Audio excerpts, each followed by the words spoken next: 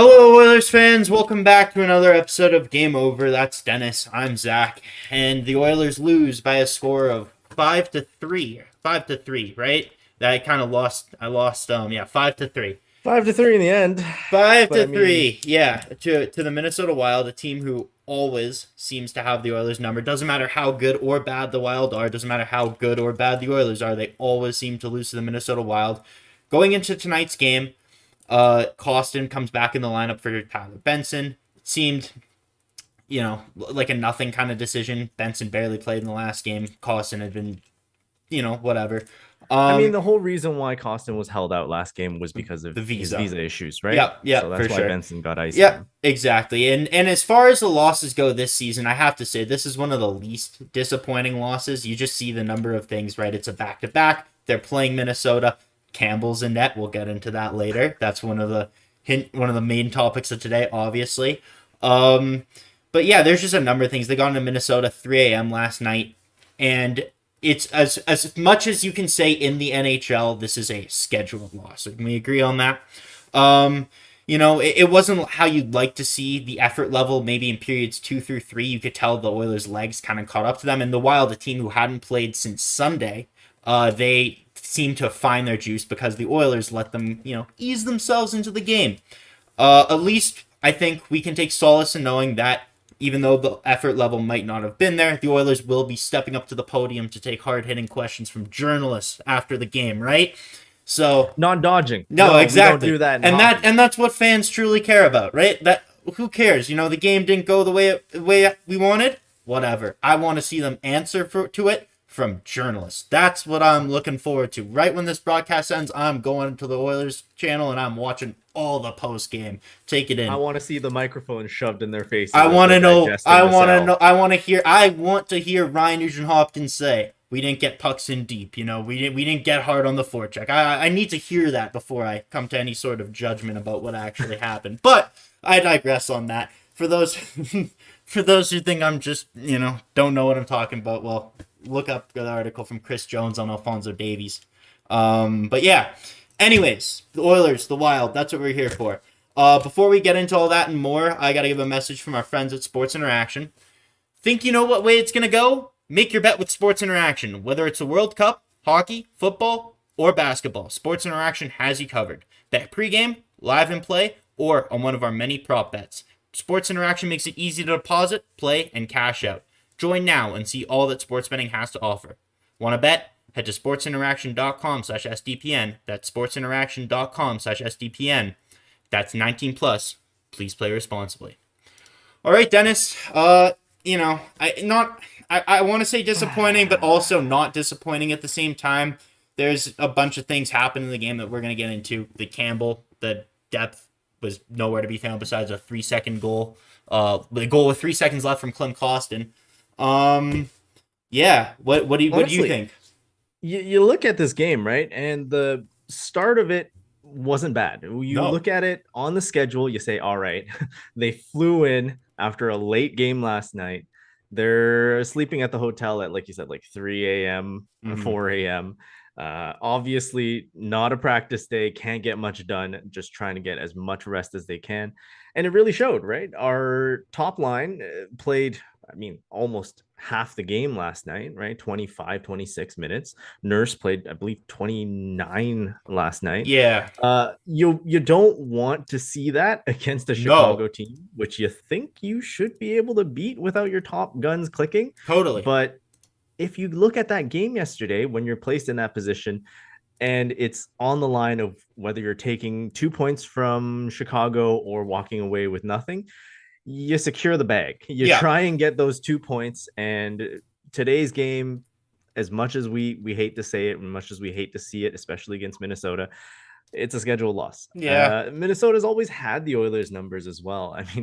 I know I think they won 6 in a row against Edmonton now, or 7 in a row, I want to say, after tonight. So it's insane, especially at Xcel Energy Center. So it's just a tough game to go against. Like you mentioned, I wouldn't put this as too much of an alarm bell type of situation. No. Obviously, you don't want to see 5 goals against. So, to build on that, As far as like the overall effort from the skaters, there were some bad plays by everyone. Like there's things you want to have back. Could they have finished better? Could they have gotten back harder on the forecheck? Yeah, there's certain situations. Yeah, we can go in and critique play by play.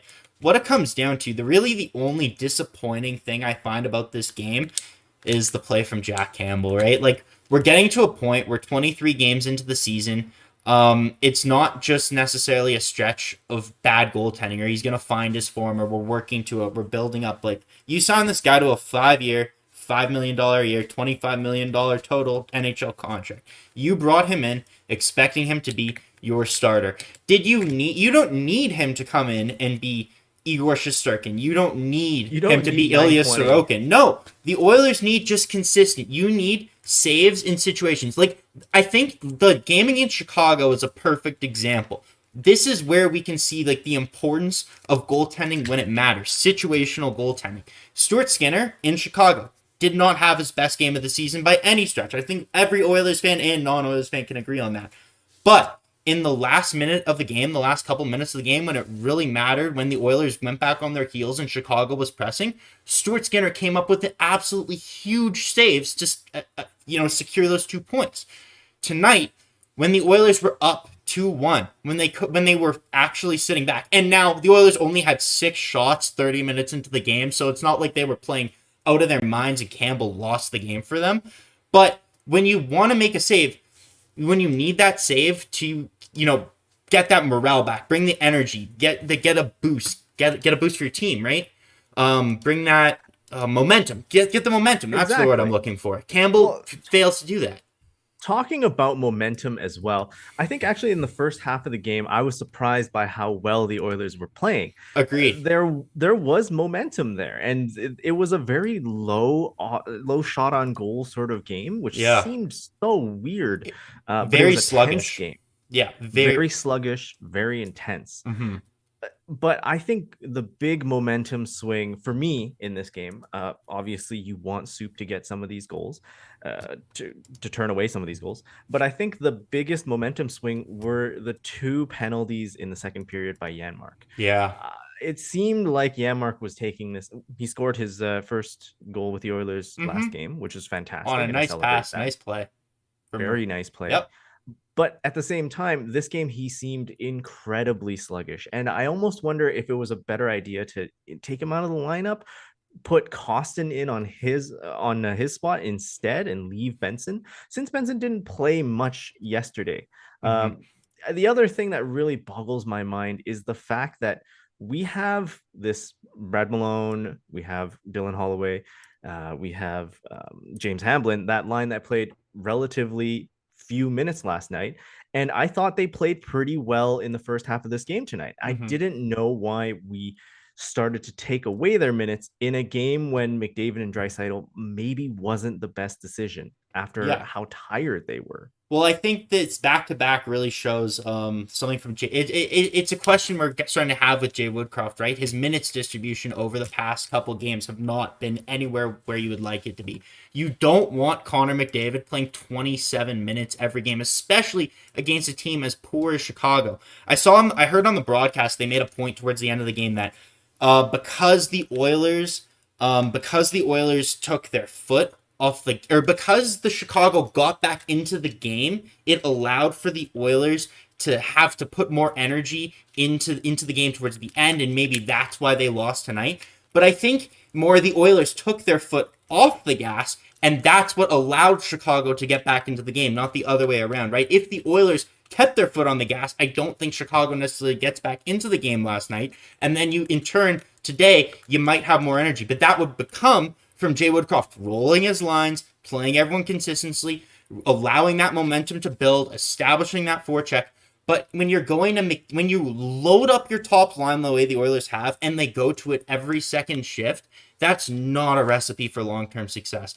You can see where this is a game where the lack of depth and the injuries really show themselves, right? I don't think, as much as we from the outside sitting on our couches think Malone and Holloway and Hamlin and Kostin and I thought Kostin looked really good, especially in the first period. He was creating. I'm really glad he got rewarded with a goal. it's one of those games where you just know Woodcroft doesn't trust the depth that he has right now, and those injuries are really starting to stack up. Woodcroft spent his almost entire tenure in Bakersfield with someone like Ryan McLeod. When Woodcroft came up to the Oilers, Ryan McLeod's role was significantly elevated. He's someone, as crazy as to say, and Ryan McLeod's only 22, 23 years old, that Jay Woodcroft consistently relies on, and taking him out of the lineup, excuse me, Woodcroft doesn't have that. Like he clearly doesn't trust Shore, not nearly like Dave Tippett did. He doesn't he doesn't have those bottom six guys that he can consistently rely on, and I think that's why we've seen that weird spike in minutes for McDavid and Draisaitl. But it's one of those things that even though you're in that situation, you just have to trust it. And if Hamblin goes and has a terrible giveaway and gives up a chance, then so be it. But I don't think that we can keep going like this. And I know the minutes were distributed a little better tonight. Puljujärvi played 16. Derek Ryan played almost 17 minutes. Like, they were distributed better, but it still is not to the point, I think, where I would like it to see, at least. I don't know what you think about that, but... Well, in terms of the distribution of minutes, I feel like this is a concern now. You're right. I don't see it as much of a confidence issue, because you have someone like Brad Malone, right? This is the captain down in Bakersfield. Okay. You would expect Woodcroft to have full faith in Malone to play big minutes when he needs to, like tonight. He didn't have some of the players like Holloway for too long. Hamlin was someone that he had for a long time, so you would expect him to have some faith in those players. I think it's really down to this sort of pressure Edmonton puts on as a fan base. Every game has to be one where it's a must-win game. You're going into a game and you can't take risks in this fan base. Honestly, if it was a coach that was in a less voracious market, right, they wouldn't have cared about last game as intently. They would have thought, well, we have still a pretty good lead. We can always go back to McDavid and Draisaitl if we need to, but let's start rolling the lines a little bit more. We'll evenly distribute the minutes a little bit more. You can't do that in Edmonton, where if you make that decision, if you put the third and fourth line out there and you lose to the Chicago Blackhawks, every media person, every fan is going to be calling in and going, hey, what's going on? What are these decisions from Woody? He's not conducive to team success, right? This is the amount of pressure that's being put on the coaching position. On the other hand, you mentioned Puljujärvi. I wanted to quickly double back to that. I thought Jesse Puljujärvi had pretty good legs out of everyone tonight. There weren't that many of them that did. I think our defensive core really, really struggled today, with the exception of maybe Bouchard. I thought Bouchard, all right. Bouchard's got 6 points in his last 6 games. Bouchard's been since he scored those 2 goals, he's been taken off. This is the Evan Bouchard that we need to be a contender in the NHL. One guy who I thought is quietly, he was rewarded with 2 assists last game, but I wanted to make the point, and I kept forgetting to do it on prior broadcasts, that consistently he has played significantly better than he did to start the season, is Brett Kulak. I think Brett Kulak's been really solid. He's done exactly what the Oilers need him to do. He settled down Tyson Barrie, because we haven't gotten on here with a giant Barrie gaff just fuming, right? It's the biggest concern on defense, at least that I've noticed coming in the last couple games, is that Nurse-Ceci pairing. I was thinking about it earlier during the game. I don't think yet this season we have seen a peak Darnell Nurse. I don't think he has been to what we both know that he can be. So yeah, I think it is time to break up that pairing. There's too many defensive mistakes. There's too many miscues in the defensive zone. They seem to, they don't have that chemistry that they had last year. I think teams have cued in, and obviously everyone's got a video coach. I think teams have cued into what they can do and what they can't do, and have found a way to exploit them. You saw, I think, I don't have the stats. I can pull them up in a second, but I want to say Nurse and Ceci were on the ice for a majority of the Wild goals. And another thing, and I know you wanted to jump in on that, the Wild only had 10 high danger chances and got 5 goals on them. That's not good. Like, limiting them, I know they didn't have their legs to start. Limiting them to 10, pretty good. Letting 5 of those in, not very good, right? So that's where we come back to goaltending. Yeah, it's so hard to say though, because when you look at this game, the data that you get off of the actual humans that are playing the game today Mm-hmm. are not conducive to, like you said, not even just their peak form, but their average form, right? I looked at Nurse tonight, and it looked like he really just had cement in his legs, Yeah. in his boots tonight. It's tough because he had to play like 29 something minutes last night.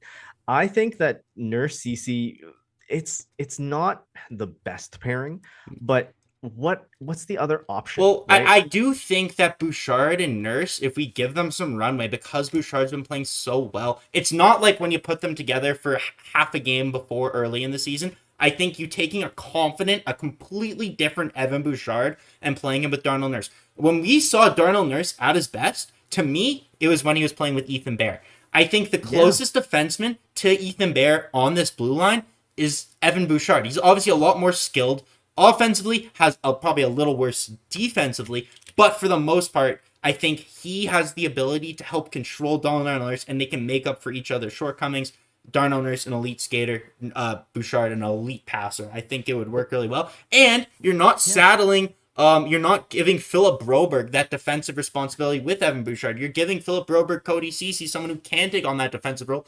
And you're pairing someone, Cody Ceci, who I think we can agree is not the strongest transporter of the puck by any means, with Philip Broberg, who can move and can make a breakup pass. And I think every game has gotten just slightly better. Like even tonight, I don't really have a complaint about Philip Broberg. What do you think of Broberg's play? He played well. Yeah. Honestly, Broberg is fitting in his role, right? Mm-hmm. It was an adjustment in the beginning, and now he's really settled into his role. I think the one thing that I do have concern with is if you're elevating Bouchard up to Darnell Nurse's first line minute or first pairing minutes, Bouchard does have tendencies to pinch, get caught. There's still those concerns, and I don't have the faith right now in Darnell Nurse to be able to cover for that. You saw Nurse is right now really kind of battling with his decision making on the ice, right? You're seeing him go down for these semi-blocked shots that aren't fully committed one way or the other, and it results in these really weird bounces and opportunities against. If you lower Darnell Nurse and let's say you put God forbid, like a Kulak CC on the top line. Like, what is the option here, right? Darnell Nurse is your number one defenseman. He's your minute muncher. And on the other side, Cody CC is one of the more reliable defensemen on the team. I don't have faith in Tyson Barrie playing anything more than third pairing. Barrie needs to be with Kulak. He needs to be with Kulak. Kulak and Barrie, they're a prime pairing. They have chemistry. They make up for each other's shortcomings. And again, like I've said, we haven't come on here. I can't think of a Tyson Barrie gaff that's not on the power play when he's on the ice with Brett Kulak that has cost the Oilers a goal, recently. But the defense. Speaking of the power play, tonight's power play. Yes. Evan Bouchard. Yes. Unit. He was on there a lot more than Tyson Barrie. I think he's better. He's quicker at distributing the puck between McDavid and Nugent-Hopkins on the flanks. That's where I think he's quicker at decision making. I will say that power play in the third period when Evan Bouchard was out there, and it was, I think, with 13 minutes left, it was 4-2 at that point. If the Oilers were going to come back in this game for the fourth game in a row, have like crazy third period and whatever, they were going to have to score on that power play. And you could tell Draisaitl kept passing him the puck, and you just like, Evan, shoot just the damn puck. Just rip it. And for whatever reason, that's where the frustration with Bouchard comes in, because you're just like, shoot, you have one of the best shots in the NHL. Just use it, for God's sake. And you can tell that's what they were trying to go for. And he would not, for whatever reason. He refused. And it ended up being McDavid. It was either McDavid or Nugent-Hopkins who got a one-timer on the short side. And it actually was a close chance, but they missed the net. They had the open net. They just missed it. The Oilers, like their stars were creating. I think the first power play of the game that they had when the Oilers came out, that's where the Wild are such a big and aggressive team that get on you so fast. That power play, frankly, to be blunted, it stunk because I think what they were doing, they were getting used to the different style of penalty killing by the Wild. But then later, First period, again, Oilers had 2 power plays, didn't take a power play. I think that's the first period. I want to say it's the first period of the year where the Oilers didn't take a penalty and they had 2 power plays. I'm completely guessing, might be completely wrong, but it's what it feels like. But felt like it. The second power play they had where Draisaitl got the power play goal, it was so much smoother. They were snapping it around so much quicker. And I think that's because they had adjusted to the penalty kill. They made an adjustment on the fly, and they looked really good. And for the first, like you said earlier in the show, for the first kind of half of the game, even though it felt like early on the Wild were applying more pressure, but when I looked at it, the Wild didn't get a shot until 8 minutes into the game, right? The Oilers were limiting their chances. They were playing as stingy as they could for coming out. I thought they started the game so well, and I was so ready to eat my words. I was prepared to come on to a loss and say, we just suck against the Wild. Yeah. Even more so when we have no gas. Yeah. I wanted to do a little bit of chat interaction here because I'm seeing there's a lot of comments about Campbell. Yeah. One of the big points that I saw earlier here, let me just find it. Travis Saunter. LA waived Cal Peterson, who also makes $5 million. This happened a couple days ago. He cleared waivers. There's a precedence to be set there with getting a goaltender down into the AHL, playing some games, really getting the confidence back up. Do you think that needs to happen with Campbell? No, I do not think. I think the moment you waive Jack Campbell, looking just at Jack Campbell's history, he is done in Edmonton. He will never be able to recover from that. Like, I felt bad, truly, at the end of this game. There was a part of me, right when it ended, I'm like, okay, enough's enough. You know what? We need a damn save. Because the thing where Jack Campbell struggles the most, and I brought this point up before, I actually haven't heard that many people say it, it's the high danger save percentage. Every chance that he lets in, that's with Campbell. Because you could always, every time Campbell plays and loses a game, they'll always let him 5, 6, 7, whatever. You can look at every single goal and be like, well, I mean, the guy was alone in front. It was a cross-crease pass. It was this, it was that. But Jack Campbell's high danger save percentage, I just checked, it has gone up. It's now at 5, according to moneypuck.com, it's at 565. That's pretty much 4.5 goals on 10 shots, right? For high danger shots. What I wanted to get your comment on this because this, you mentioning it suddenly brought it back into my mind. There was the third Minnesota goal, the flyby from Gaudreau, where it was a bit of a turnover. Was it the Kaprizov goal? Or Frederick Gaudreau? Oh, the Frederick. Yeah. There was a turnover. It was just a little flyby backhand from Gaudreau, and it goes over Campbell's shoulder, right? Yeah. See, I wonder though, what was Campbell? I'm trying to think what Campbell was reading on that play, because there was a cross crease pass. Yeah, totally. And that's the thing. If you watch just the puck behind the net, watch how Campbell looks at the puck behind the net. Most goalies, and again, not a goaltending expert by any means. I want to preface that before I start picking apart some of the way someone's positioning it. But when you watch Campbell in the net, he's the only goalie I've ever seen that instead of just going on the post closest to where the puck is behind the net and look squeezing it, right? Well, no. This is prior to the goal. I have to demonstrate because I can't even explain. The posts are here. Go off, King. Go off. His legs are on either end of the post, and he's in the middle, and he's scrunched as small as you could possibly be, and he's turned completely, like looking directly down the middle of the net at the puck. The entire sides are open, right? So instead of being on the post, like in the RVH or whatever the goalie people call it, like Mike Smith would be, and Mike Smith was caught, a couple times in that like prone one pad down right on the post, that thing. Oh my god, I don't have my water today, so I've been coughing. But Campbell, the way he does it, it's so odd, and that's why when he comes out to play, he gets caught because he has to go. He drops down and. The guy plays like he's the same size as Stuart Skinner. I would need to look it up for sure, but I want to say he's 6'2", 6'3". He's a big guy, but there's something about him and his equipment where he looks 5'6". Like if you put him side by side with UC Saros, I'm confident in saying UC Saros might look bigger than him, and UC Saros is 5'7".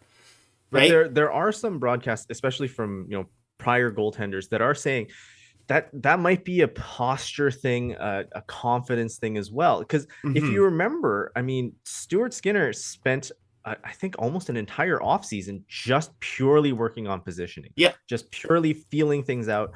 I don't know if this is a situation where Campbell can learn Well, himself out of this problem. well, the thing is, when you talk about Campbell's positioning, it looks like when you think about the Sam Steele goal, for example, that Right. breakaway, kind of half breakaway where he comes Angle. in, yeah, it seems to me, I'm not sure if you notice this too. Tell me if I'm crazy, but it seems like Campbell bites on every single fake, and and because he goes one way, the skater goes the other. It makes every goal like, oh well, what was he gonna do? But when you watch Stuart Skinner and that, he's getting shots from 4 feet out, only guy in front. Stuart waits, drops in a butterfly, gets right out in the paint, and he just makes the saves. Challenge, He right? makes every save look easy. There was a chance, I want to say either late in the first or early in the second, where Matt Boldy and Alex Goligoski kind of just threw the puck on net, and one guy went in for the rebound.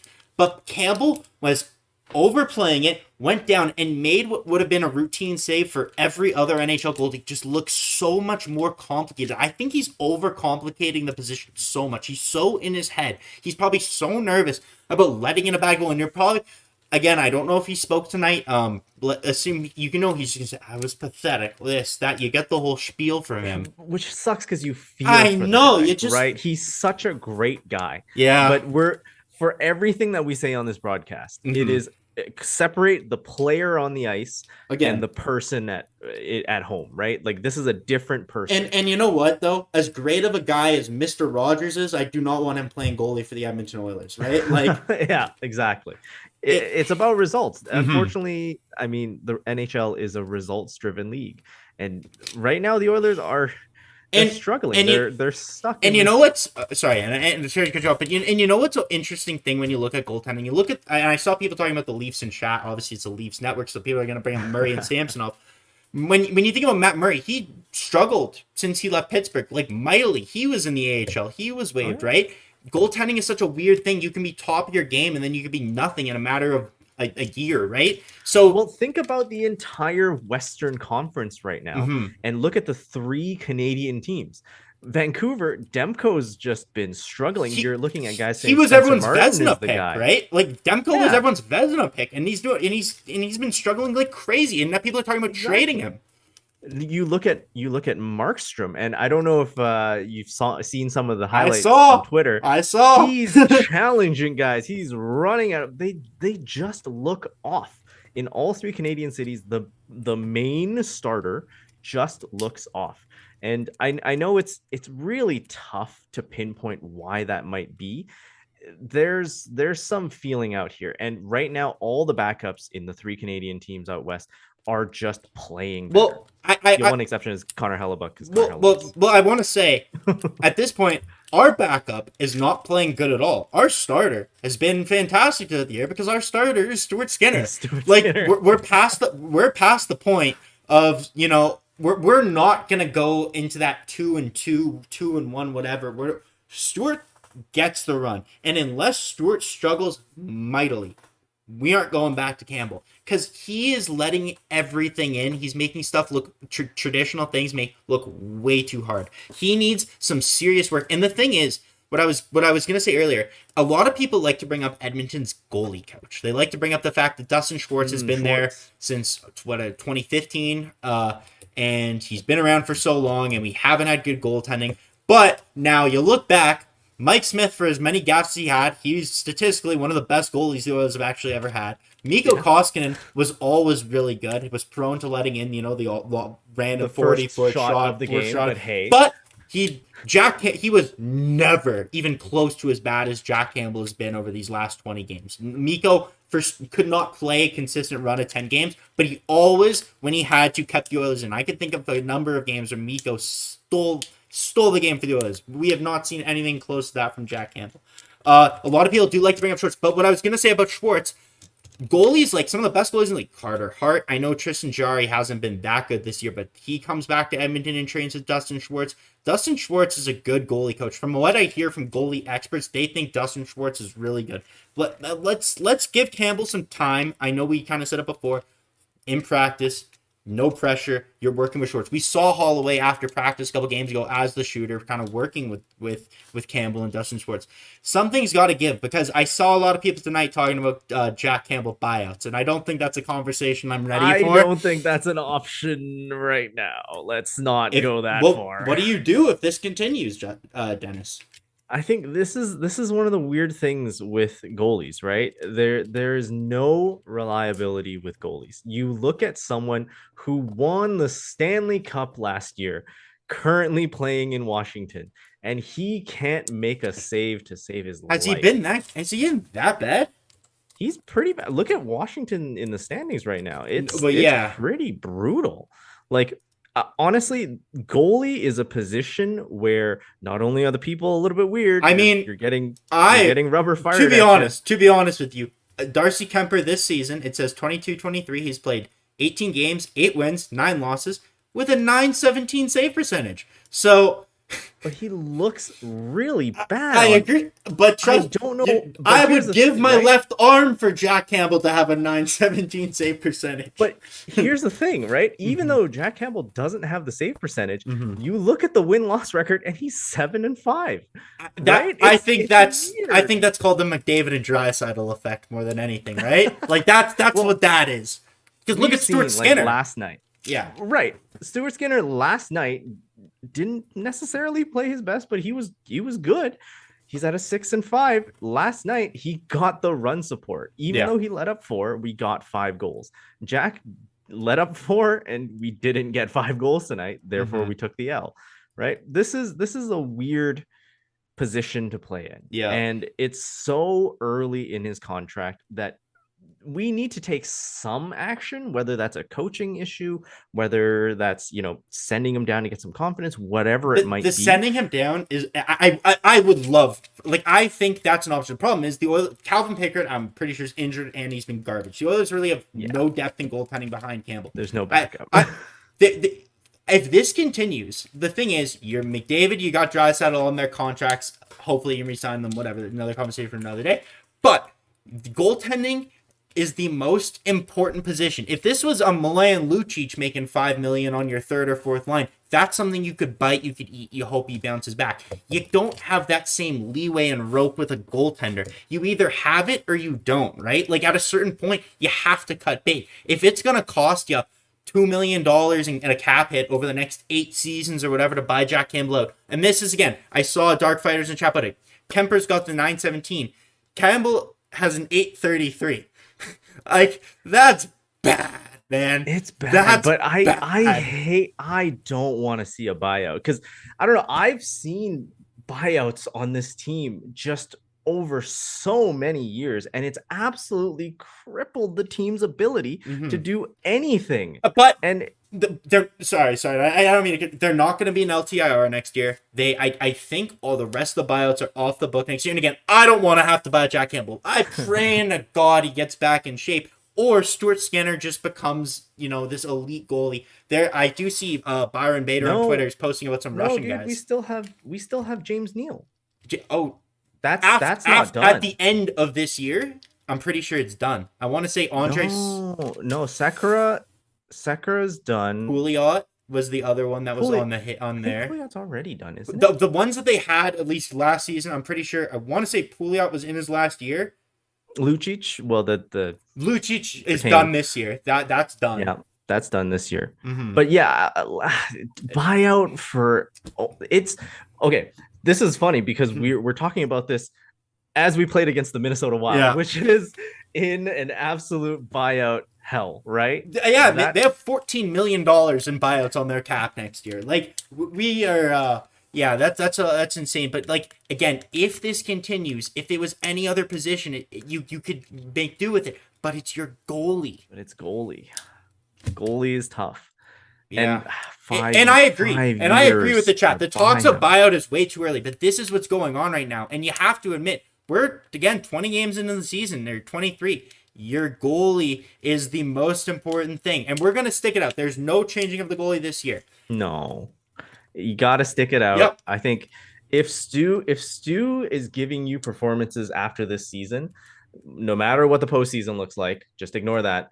If he's giving you results in a way that you think he can be your number one, or at least a 1A to someone who's a 1B, then maybe you look at a trade, a buyout, something like that. I think right now it's too early. We're getting pretty late in the broadcast. We only got a couple minutes left. But I do want to say I do think most Oilers fans across the board have faith in Stuart Skinner. If the playoffs started tomorrow, there's no question who would be the number one goalie, right? Stu's number one. Yeah, absolutely. Yeah. And I do see also Naughty88 in chat saying Colorado won in spite of Kemper, not because of him. Totally agree. The Oilers are in. Exactly. The Oilers are built, at least they're supposed to be built in a way that they need a goalie similar to what Kemper provided to Colorado. And Kemper in the playoffs did have a, scratched eye or some sort of eye injury, which kind of hampered his play as well, right? So overall, this goaltending is going to be a story that continues for the rest of the season. But yes. Yeah, I just want to give a quick shout out to Lindsay as well, who is from Minnesota, regular of the YouTube chat, Lindsay. She mentions that Suter and Parise, those buyouts needed to happen. Mm-hmm. We know those buyouts needed to happen, locker room stuff, but just the original contract was meant to eventually go to a buyout. Mm-hmm. That's enough talk with buyouts. Let's start wrapping up the pod. Mm-hmm. Zach? Yeah, so we're going in next game against Montreal, 5:00. That's a game, as much as this was a scheduled loss, that should be a scheduled win. Please. Exactly. Please. The Oilers, they play, I think of the 15 games they play in December, I want to say 12 of them are below them in the standings, right? This is a month where you expect them to go some sort of variation of 10-5, 11-4, 9-4-1, something like 9-4-2, something like that. But yeah, overall. But hey, Zach, you're going to be doing that game. It's another Saturday game. It's not a matinee though. No, not a matinee. If it starts after 5, I'm okay. So it's all good. Anyways, hey, well, where can they figure out when that the post game is going to start? You can figure that out on my Twitter when I tweet it out a couple hours before the game at zwheel97. And where can they see a retweet of that post from? At Dennis Lee YEG on Twitter. Awesome. Of course, I got your back, man. Oh well, thank you. You too. Yeah, I'm looking forward to it. It's going to be an awesome game. Travis, why 5 p.m.? Because it's Montreal and it's a Hockey Night in Canada schedule. But anyways, the Zoom's going to end in about 30 seconds. So I want to say have a great night. Thank you all for joining us. I will see you back here on Saturday. Looking forward to hopefully another Oilers W. Take care, everyone. Have a good rest of your night. Have a great Friday. Good night. Game over! Powered by Sports Interaction, Canada's